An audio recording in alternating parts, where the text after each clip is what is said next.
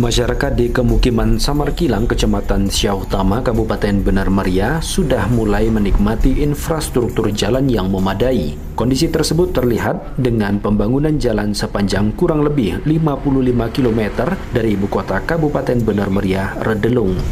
Camat Syah Utama Mustaqim kepada RRI menyampaikan kondisi jalan sudah lebih baik jika dibandingkan sebelum tahun 2021.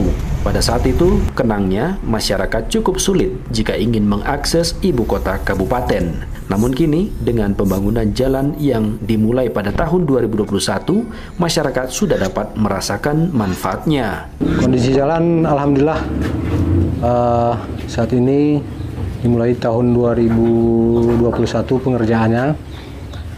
Alhamdulillah sampai ini hampir mencapai 50%.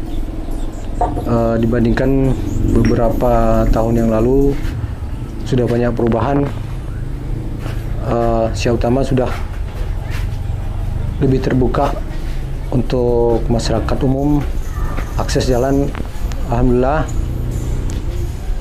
sudah lebih baik dari tahun-tahun sebelumnya.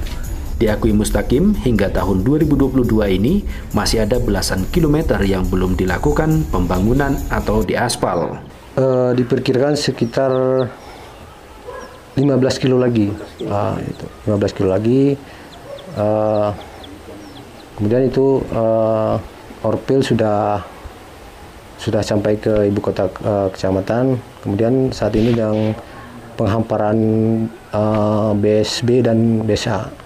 Camat berharap pihak rekanan pada saat melakukan pembangunan jalan Syah Utama agar bekerja sesuai ketentuan sehingga jalan dapat bertahan lama. Diketahui proyek pembangunan peningkatan jalan Simpang 3 Redelung Samarkilang mulai dikerjakan pada April 2021. Proyek tahun jamak atau proyek multi-years kontrak peningkatan jalan Simpang 3 Redelung Pondok Baru Samarkilang dikerjakan PT Gali Medan Persada dengan nilai kontrak 228 miliar yang bersumber dari APBA. Satiran, RRI Takengon melaporkan.